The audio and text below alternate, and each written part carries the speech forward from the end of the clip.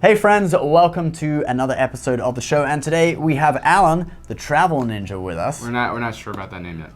We are. Everyone has to have a nickname and a little mascot. Anyway, so recently Alan, the travel ninja, brought Mrs. Travel Ninja on a great vacation in the Cayman Islands in the Caribbean. Right. And you stayed at, where did you stay? We stayed at the Marriott. It's called the Beach House. That's the little name they give that location. Sounds posh. And why don't you tell us a little bit about this awesome hotel? Yeah, so the Marriott Beach House is pretty much, I think, one of the better choices you can have on the island as far as going to like a resort.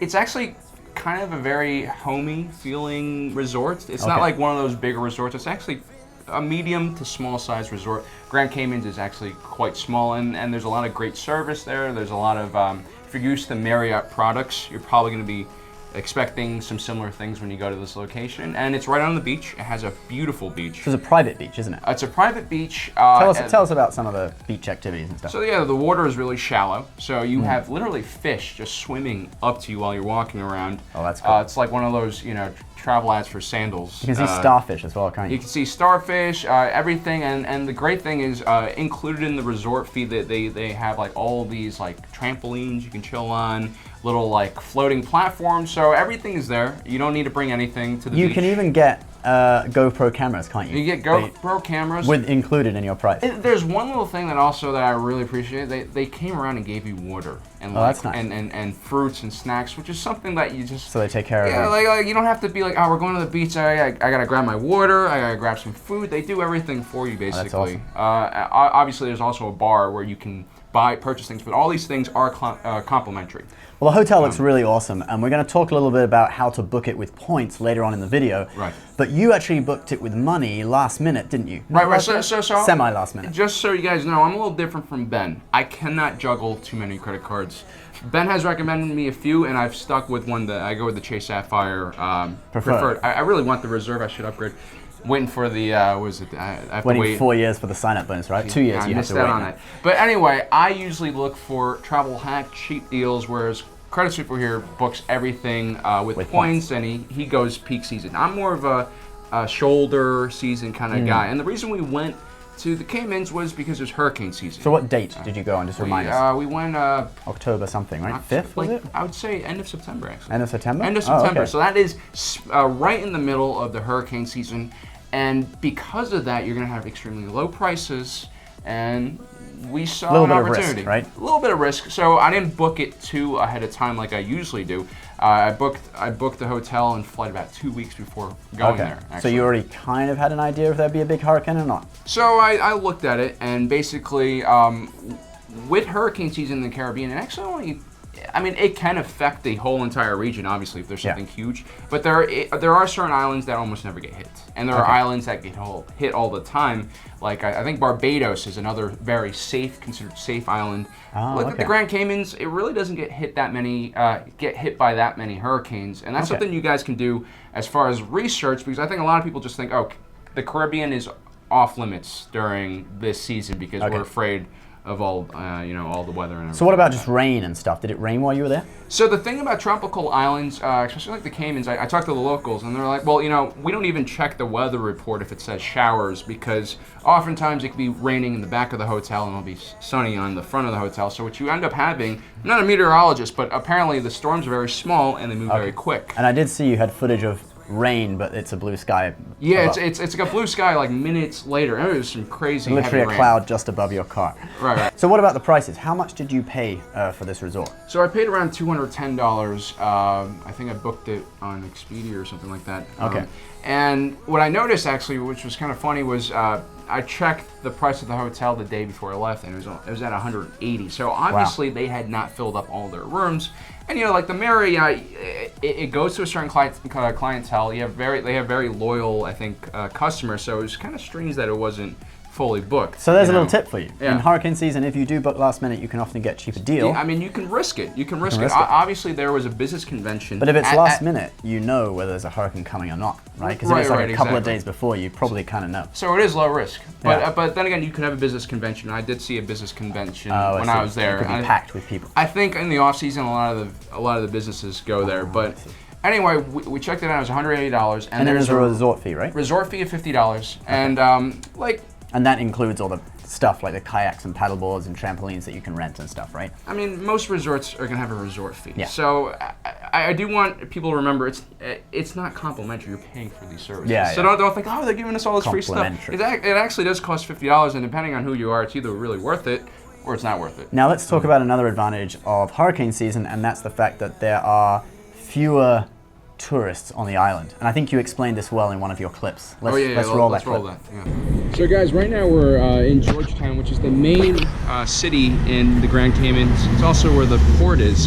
And we were just talking to some of the workers in the shops, and they're like, right now it's really nice, low season, there's not a lot of people, you get the beaches, pools by yourself.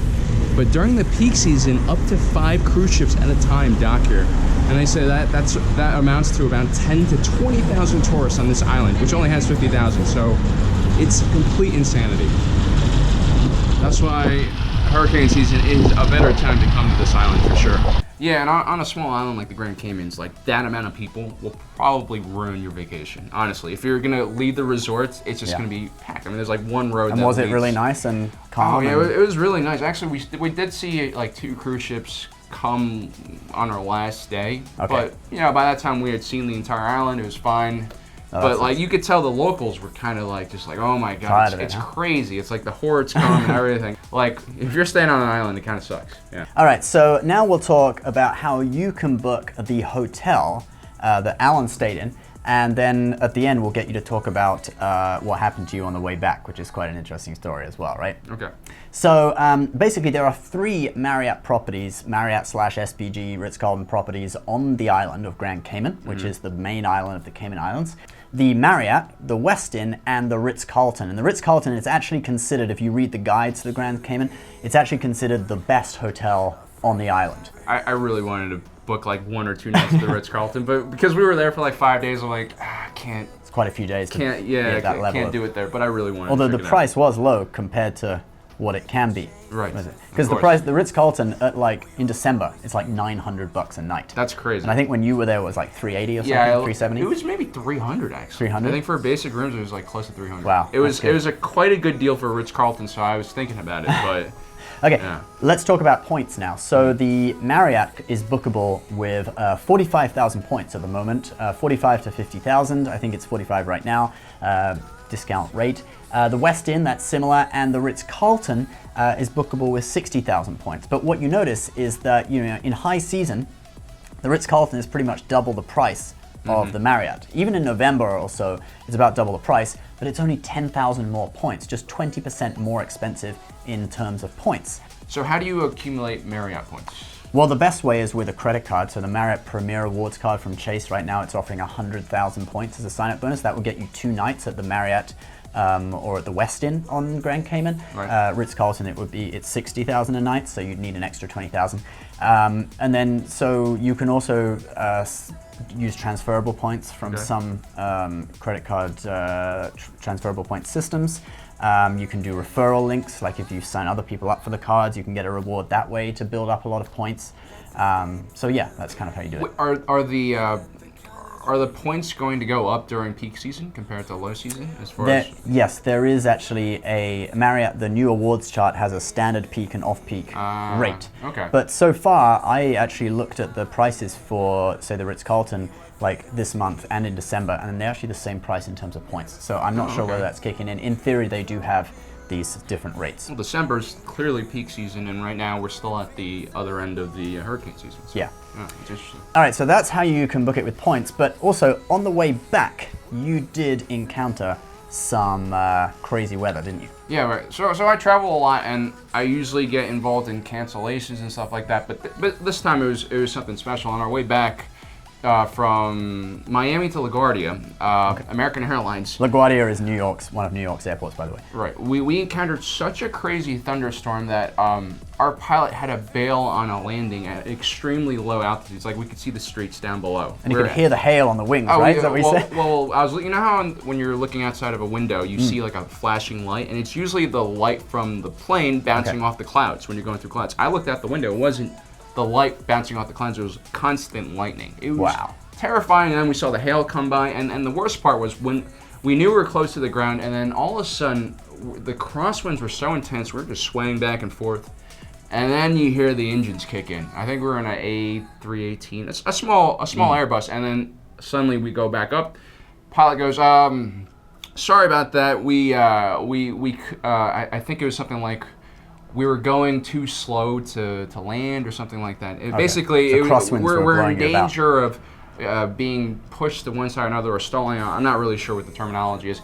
Then we went on to JFK, which is another regional airport, and the same thing happened. And this time we were even lower when our pilot decided to bail out of the landing and go back up, and that was really terrifying. And then we tried to go to Philadelphia, and that airport closed. Ended up in Baltimore. Wow. And Baltimore's about 3.5 hours south by car of New York City. Right. So. And because we both travel a lot, I knew at this point that we were going to be screwed. The flight was not going to go on for the night because the crew had already been flying for way too long, so they couldn't actually fly us again. They had to wait for a new crew in the morning. And I also know that according to FAA regulation, they are not obligated to provide you with anything if it is an act of nature that delays your flight. I see. Like if it was a mechanical issue, they probably would have given us a hotel, maybe some food vouchers, but we ended up in Baltimore International Airport, which was closed, and we ended up sleeping at the airport until 7 in the morning. Wow, that's crazy. It was absolutely terrible, but the thing that really bothers me is I forgot about this. I booked the entire trip with the Chase Sapphire Preferred, and it has travel insurance on it. Actually, yes. Trip cancellation insurance. So when American Airlines is not obligated to help me out, I could have technically, I think, booked up to $500. Yeah, up to $500. Up to $500 worth of hotel stays or food. Yes. Or personal things, whatever you buy at the airport during that delay. If you're delayed up to 12 hours. My airport was closed. I almost robbed the Jamba Juice. I don't like steal things, but there were bananas on the counter. And it was closed? I didn't do it though. You could have just left like a quarter. I didn't have any cash. The ATM machines weren't there. There were no vending machines in this everything was closed because just no one was flying at this time. And the worst part is this: they didn't reissue us a ticket, so we had to use the same ticket. In the airport. Yeah, because my ticket said Miami to LaGuardia, and I talked to the TSA. I was like, "Can I go out and come back?" They're like, "No, because you don't have a ticket flying from Baltimore." So American Airlines completely screwed me. Completely screwed me. I should have probably left, taken advantage of this Chase Sapphire. You could have got a train perhaps or something, or an Uber or something. Possibly. I just wasn't thinking at the time. So the main thing I think the moral of the story you can take is if you are going in hurricane season, just make sure you book on a credit card that gives a decent trip cancellation insurance policy. I think the Sapphire Reserve is even more than the Sapphire Preferred. So if you have that, you could go for that, or American Express also has it.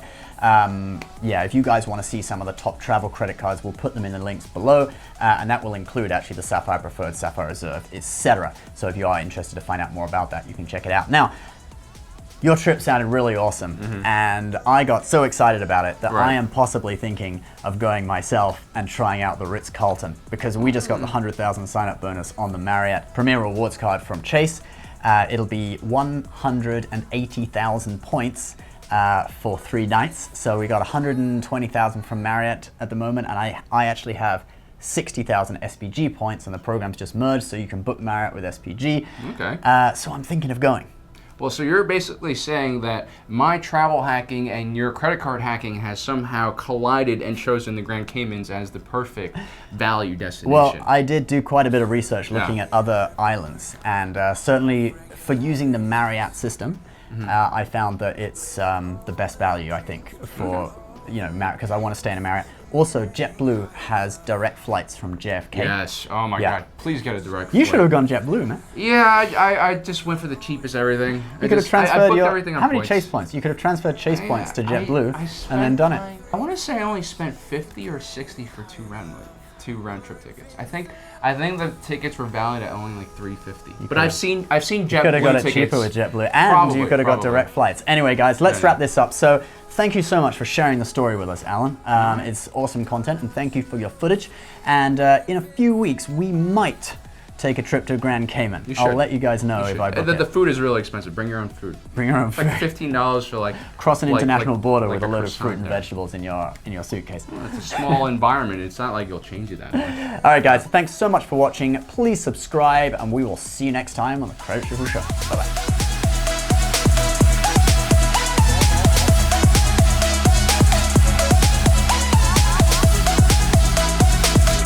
and friends.